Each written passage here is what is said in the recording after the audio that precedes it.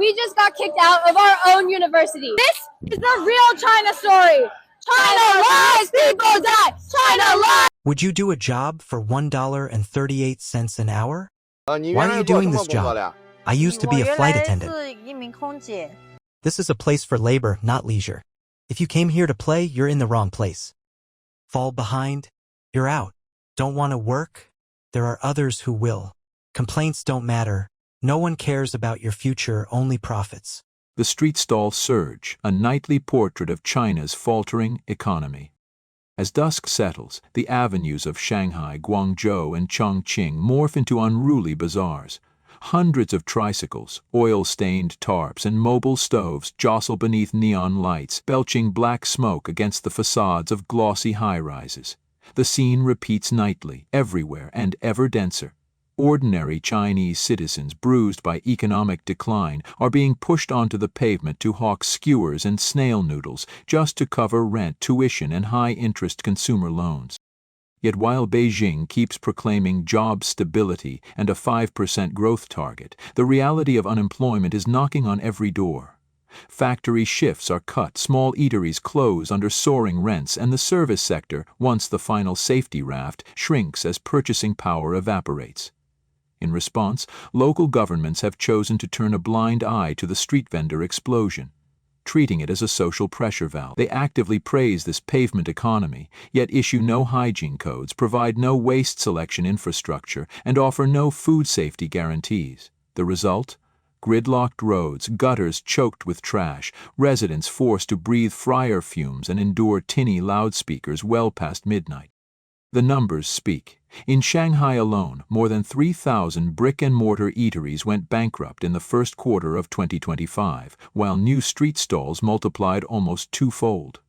The brutal shift is driven by cost gaps. Fixed restaurants must pay rent, VAT, and staff insurance. A curbside stall needs only a battered trike, recycled cooking oil, and a rusty griddle. Officials hail this as flexible entrepreneurship, but it really shunts risk onto citizens and the environment. Food safety fares no better. A stamp inspection in Guangzhou this April found over half the frying oil samples exceeded fatty acid limits, and 62% of stalls lacked verifiable meat sources. The checkpoints disappeared within days. The alley still reeks of burnt grease, because a true crackdown would trigger protests by tens of thousands of jobless hawkers, whereas lax enforcement burdens city dwellers with illness and refuse. Caught between those options, the government has opted for silence. The greatest tragedy, however, is the fight for the last crumbs among society's lowest tiers. To survive, stallholders must hold ground, unafraid of clashes, insults, or knife fights. Unspoken turf rules, first come, first served. Protection fees to neighborhood thugs, mirror a miniature society where law is absent. Local residents become hostages. Mornings greet them with trash, oil slicks, and flies. Evenings force them to weave through pop-up grills occupying traffic lanes. Complaints flood hotlines, but the routine response is long-term solutions are under study. State media, meanwhile, keeps romanticizing the entrepreneurial spirit of curbside commerce, airing footage of officials buying kebabs and praising vibrant night economies. The cameras never show the elderly woman sweeping rubbish after each market, or the restaurateur removing his signage after another quarter of red ink. China's bureaucracy lacks neither planning capacity nor fiscal resources. It lacks the will to put citizens' welfare above short-term performance metrics. When an economy stalls, forcing workers onto the sidewalk to trade in petty goods is no remedy. It merely masks unemployment statistics while offloading welfare costs onto families, neighborhoods, and the urban ecosystem. Those oil-choked burners are incinerating the prosperity Beijing once promised. The shrill street cries remind us of a swelling social debt: jobs, benefits, trust. Chinese citizens should not have to choose between joblessness and selling questionable food, between poverty and breaking city ordinances. They deserve dignified employment, safeguarded by transparent economic policies and genuine social safety nets, not a publicity campaign glossing over a desperate pavement economy. How long until authorities abandon stopgap tactics? How long before streets breathe free of grease and gridlock? The answer still hangs somewhere between nightly hawkers' shouts and the chilling silence of policy offices. Europe flooded with cheap Chinese goods. As U.S. markets tighten, Chinese firms are dumping low-cost goods in Europe, exploiting the EU's lack of tariffs on parcels under €150, 0 cents. In 2024, Europe received 4.6 billion small parcels, 90% from China, double 2023's volume and quadruple 2022's. Shein surpassed Zara and H&M to lead France's clothing sales, raising alarms about unfair competition and subpar quality. Le Figaro warns that Europe risks becoming a scapegoat in the US-China trade war, with local industries struggling. The UK and EU are eyeing US-style tariff reforms, which could curb Chinese exports. Temu is shifting focus to Japan, but analysts doubt Europe or Southeast Asia can absorb China's surplus, leaving exporters with shrinking markets. Fruit fraud and the crisis in the agricultural industry. Expose. Counterfeit fruits and deceptive marketing tactics. A recent investigation has uncovered widespread fraudulent practices in the fruit industry, causing significant harm to consumers and eroding trust in the market. Many fruits promoted as specialty or imported are, in fact, low-quality products that have been processed or rebranded to inflate their prices. For instance, black pears, marketed by the Zhang family as a highland specialty rich in anthocyanins and sold for 30 yuan each, were revealed to be ordinary pears roasted at high temperatures with production costs below 2 yuan. This product not only deceives consumers but also poses potential health risks due to unclear processing methods. Similarly, golden plums with a gem-like sparkle, often sold at tourist attractions, are actually discarded small peaches soaked in artificial sweeteners and food coloring to transform them into crystal fruits. Costing just 0.5 yuan to produce, these are sold for 30 yuan and contain over 8 types of chemical additives, leaving consumers feeling exploited. The list of fraudulent fruits includes explosion peaches, winter peaches that split during growth, typically used as livestock feed, rebranded to attract buyers. Chili mangoes, deformed noble mangoes, too small for standard harvest, renamed to justify higher prices. Wild kiwis, ordinary small kiwis from commercial orchards, not the rare forest-grown fruits advertised. Green Fuji apples, tree-grown pineapples, field-harvested mangosteens. Marketing gimmicks designed to grab attention. Fake imported fruits. Many domestic fruits are packaged in boxes with foreign text to inflate prices. Currently, Vietnam only imports apples and pears from Japan. Claims of Japanese grapes or apples are often domestic products in disguise.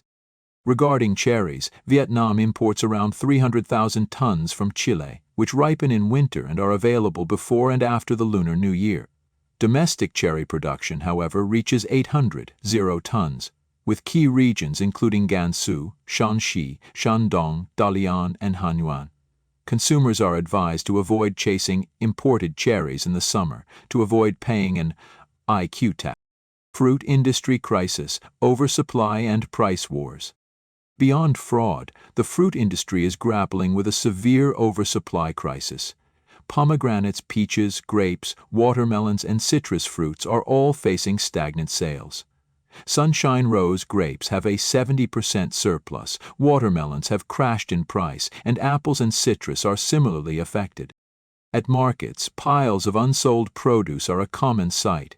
Apples priced at 10 yuan for 3 jin, 1.5k, are snapped up, but elsewhere even 10 yuan for 6 jin fails to attract buyers.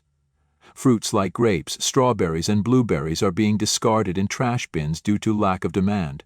Some traders report losses in the millions of yuan, with many facing bankruptcy after weeks of continuous losses. Fruit quality is another pressing issue. Moldy, substandard strawberries are still sent to market, making it impossible for sellers to compete.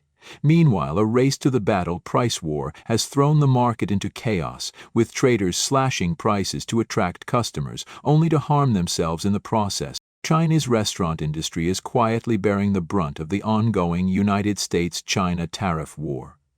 As import costs surge due to tariffs on agricultural goods, many restaurants and food chains are being pushed into a tight corner. Key ingredients like soybeans, beef, and pork, critical to the country's food supply chain, have seen sharp price increases, placing tremendous pressure on operational costs. Soybeans, a staple used both for cooking oil and animal feed, are among the hardest hit. With United States imports plummeting, the cost of soybean meal, a protein source that accounts for over 60% of animal feed, could spike to 3,500 yuan per ton, pushing pig farming costs from 14.3 yuan per kilogram to around 16 yuan per kilogram, thereby driving up pork prices. Meanwhile, imported beef, especially from the United States, is experiencing dramatic price volatility. On some days, prices surged by as much as 1,500 yuan per ton. Major supermarket chains in China have adjusted prices, with premium beef cuts now selling for up to 460 yuan per kilogram. Restaurants are being forced to change their menus, removing costly items and replacing them with cheaper alternatives to stay afloat. Some supply chain managers report that wholesale beef prices have climbed over 23.5%, adding millions of yuan to annual procurement budgets. Notably, the impact of tariffs extends beyond American products. Cooking oils labeled as domestically produced may still rely on soybeans imported from the United States. Chickens raised in China are often fed with corn imported from abroad, especially the United States. Even imported cheese from Australia depends on alfalfa feed that originates in the United States. Olive oil, tomato paste, spices, and coffee beans, those sourced from Europe or South America, often rely on American agricultural chemicals, machinery, or transport logistics. With ingredient costs rising and household incomes stagnant, restaurants have no choice but to squeeze profit margins or operate at a loss just to survive. Many establishments have entered a survival mode, hoping to outlast the downturn. Consumers are tightening spending, while restaurants are drowning in escalating expenses, setting the stage for a wave of closures among small and medium-sized eateries unless the economic climate improves. China's leather goods sector on the brink. Once a cornerstone of China's export powerhouse, the leather goods industry is buckling under the weight of cancelled U.S. orders and punishing tariffs. In one factory, 100,000 bags sit unsold, 40 remain idle in inventory, and 20 have been returned from Shenzhen's Shiko port. A production manager admitted they manufactured 12 woven bags for an American client, who later walked away from the deal. With tariffs now reaching 145% and profit margins dropping below 5%, operations in manufacturing hubs across the Yangtze and Pearl River deltas are grinding to a halt. Shifting focus to domestic sales hasn't solved the problem.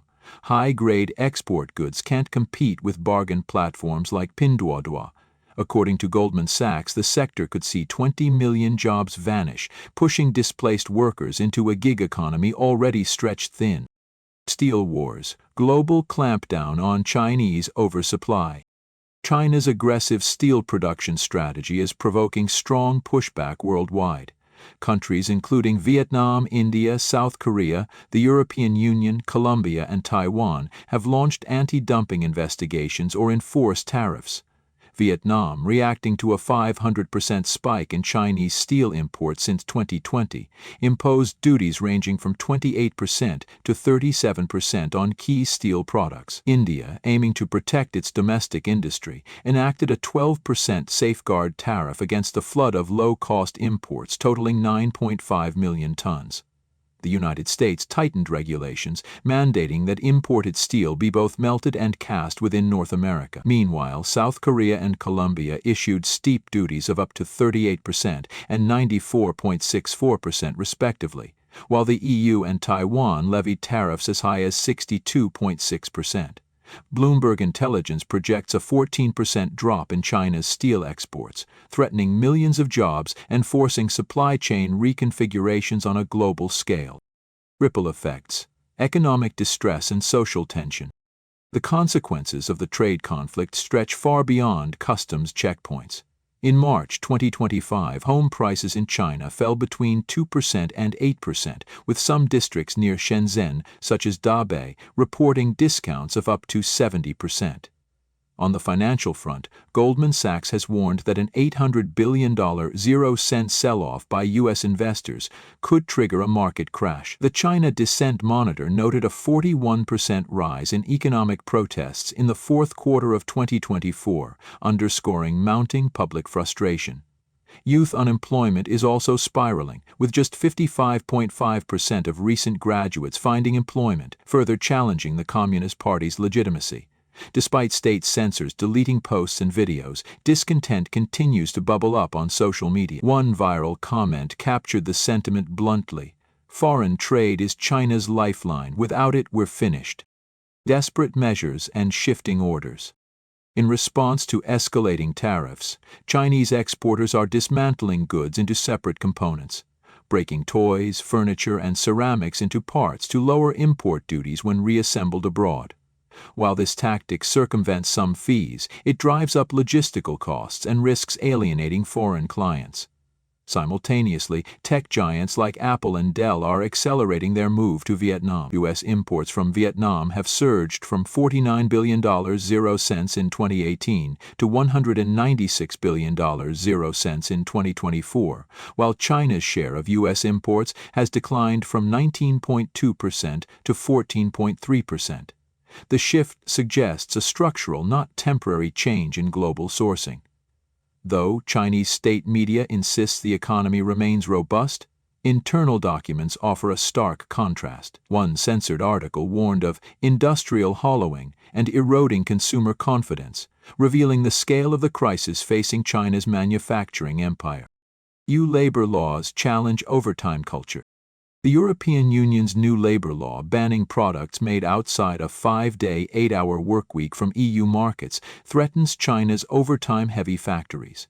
A dedicated EU website lists violators, investigation procedures, and a reporting portal, pressuring Chinese firms to adopt a standard 40-hour workweek.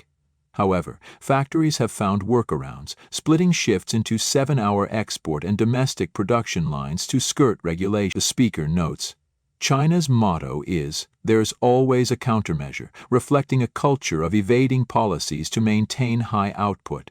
This adaptability underscores the entrenched involution, where workers and firms compete relentlessly, often at the cost of well-being. Exploitative hiring targets vulnerable workers. Container factories deliberately select workers with financial burdens, preferring married individuals with mortgages for their perceived stability. Single employees face ultimatums, such as a September 30 deadline to marry or be fired, branded as disloyal and unfilial. Applicants undergo grueling physical tests, medical exams, and blood screenings, with one speaker sarcastically remarking, "They might as well check your teeth." Intelligence tests include absurd questions like, "What's your father's grandfather's name?" to weed out those deemed too smart. This creates a workforce of premium long-term workhorses, trapped by debt and family obligations, earning just enough, around 3,000 yuan monthly, to cover loans and basic living costs, unable to save or quit. Low wages amid rising productivity. Despite promises of 10,000 yuan ($1.40) monthly salaries, container factory wages are deceptive. Workers endure 14-hour shifts, welding a container every 80 seconds, yet earn only 20 yuan ($2.80) per hour. A decade ago, workers made similar amounts for producing 100 containers daily. Now, output has surged tenfold, but incomes have effectively declined. The speaker asserts, workers aren't poor because they're lazy. It's exploitation. Factories exploit a surplus of labor, with managers warning, if you don't work, someone else will. Intermediaries earn 1,500 yuan per recruit, hyping these jobs as life-changing, though new hires start at 4 yuan monthly, rising to 7 yuan 9.0 only after exhausting labor. Harsh working conditions and high turnover. Factory life is relentless. Workers wear protective suits and masks in sweltering workshops with only fans, no air conditioning. Each handles a single task with 20-minute meal breaks and bathroom visits requiring supervisor approval. Slow workers face reprimands, and post-shift they cram into 8-person dormitories. Half of new hires quit within a week, unable to endure the devilish assembly lines. The remaining chosen workhorses persist, driven by debt. One worker shared, "I just think about when I'll pay off my loans, but I'm spent." The speaker warns, "Don't be fooled by the 10,000 yuan salary. It's blood and sweat." Debt and desperation fuel labor supply. Labeled debt factories, these workplaces attract workers owing 100,200 yuan, with 80% of employees in debt. Dormitory banter revolves around who owes more, fostering a culture of despair. The speaker advises, "Unless you're drowning in debt, don't come here. You'll just run." Despite the hardship, factories never lack recruits, as poverty drives applicants to endure brutal conditions. The promise of high wages lures the desperate, yet the reality of low hourly pay and relentless pressure shatters hopes of financial freedom, perpetuating a cycle of exploitation. The speaker contrasts factory wages, 9-10 yuan/hour, with even lower service jobs. A 40-year-old waitress in a 5th-tier city earns 5-6 yuan/hour, working 15-hour shifts from 9:30 a.m. to midnight, sometimes until 1-2 a.m., with no weekends or insurance. "If you don't do it, someone else will," she says, mirroring factory rhetoric. A Guangdong factory offering graduates 9 yuan/hour sparked online outrage, revealing Chinese low-wage reality. Despite being the world's second-largest economy, the speaker notes, we're still a developing nation, with labor conditions reflecting deep inequalities. The U.S.-China trade war, with tariffs up to 145%, has slashed export orders, forcing factories to cut costs through lower wages and higher productivity. Guangzhou's garment factories struggle to secure buyers due to rock-bottom prices, reflecting a shrinking economy. Workers, caught in involution, compete to outwork each other, with one lamenting, "I swear next month I'll outgrind them." This toxic cycle, driven by capitalist greed, ensures factories thrive while workers suffer. The speaker concludes, factories never close for lack of workers, only for lack of orders. Mass unemployment and economic despair. The trade war has triggered fears of 300 million unemployed, with China's economy regressing to 1,980s-like conditions. Major cities like Beijing, Shanghai, Guangzhou, and Shenzhen face business closures and joblessness, while smaller cities see deserted commercial districts, with businesses unable to pay rent or utilities. Beijing's Great Wall Hotel, a former symbol of prosperity, operates at a loss, alongside 90% of China's five-star hotels. Shopping malls, markets, and offices are empty, reflecting a collapse in consumption. A resident lamented, graduates are jobless, sleeping on the streets. Social media platform X echoes public despair, with unverified claims of 300 million unemployed. Fujian, a key export province, has declared fiscal bankruptcy, and U.S.-China cargo routes are suspended, halting production and deepening the crisis. Tariff war threatens economic stability. The U.S.-China trade war, fueled by 145% tariffs, threatens China's export-driven economy. Analyst Yao Yuan warns a U.S.-China economic decoupling could slash China's GDP by 3–4%. The CCP's retaliatory tariffs, driven by political posturing, exacerbate the plight of workers and businesses. Factories are shutting down and local governments face fiscal crises, unable to support struggling firms. Domestic issues like corruption and stalled investment compound the crisis, with consumption and infrastructure-led growth nearing exhaustion. The trade war's ripple effects are reshaping global trade, with Trump's policies dismantling China's export model and pushing firms to seek unsustainable alternatives. A nation at a crossroads. China confronts a multifaceted crisis: mass unemployment, a crumbling e-commerce sector, and a trade war jeopardizing social unrest. The CCP's confrontational strategy and exaggerated technological claims risk alienating global partners and destabilizing its regime. As protests grow and public servants go unpaid, analysts advocate peaceful resistance as the only escape from the CCP's oppressive grip. Trump's tariffs are redefining global trade, and China's refusal to compromise may precipitate a catastrophic economic collapse, with ordinary citizens bearing the heaviest burden. Fake robotics and AI claims unraveled. China's claims of dominance in robotics and artificial intelligence (AI) have been exposed as deceptive. During the 2024 CCTV Spring Gala, a robot's handkerchief-throwing performance was revealed to rely on fishing lines, undermining its touted capabilities. At Beijing's first human-robot half-marathon on April 19, 2025, 20 humanoid robots faltered, with many tumbling, losing heads, or needing battery replacements. Only 7 completed the 21 km race in 2 hours 40 minutes, lagging far behind the human champion's 1 hour 2 minutes. At the 2024 World Robot Conference, Chinese firms hired human models to pose as robots, with one sweating model requiring makeup touch-ups. A Hunan resident, Lei, spent $41,000, 0 cents, on a Yushu G1 robot, only to find it capable of mere toddler-like movement. Netizens on X ridiculed China's robots are light years from autonomy. Scientists like Stephen Hawking and Eliezer Yudkowsky warn of AI's potential to evolve unpredictably, posing existential risks, yet China's fraudulent showcases erode its technological credibility. Break out of the U.S., gamble against the U.S. The Chinese Communist Party, CCP, is locked in a risky confrontation with the U.S., exemplified by Foreign Ministry spokesperson Guo Jiakun's April 23, 2025 statement. "We're not afraid to fight, but our door is open for talks." People's Daily asserts China can turn crises into opportunities. But critics argue, the Australian scholar Lee Wanoa observes, the CCP bets on outlasting Trump by exploiting U.S. inflation discontent, using ordinary Chinese as pawns. U.S. Treasury Secretary Scott Bessent calls the situation a trade embargo, with Trump's patience dwindling over stalled negotiations on fentanyl precursors, blamed for 450,000 U.S. overdose deaths. The CCP's refusal to cooperate fuels U.S. resolve, risking a prolonged standoff that could devastate China.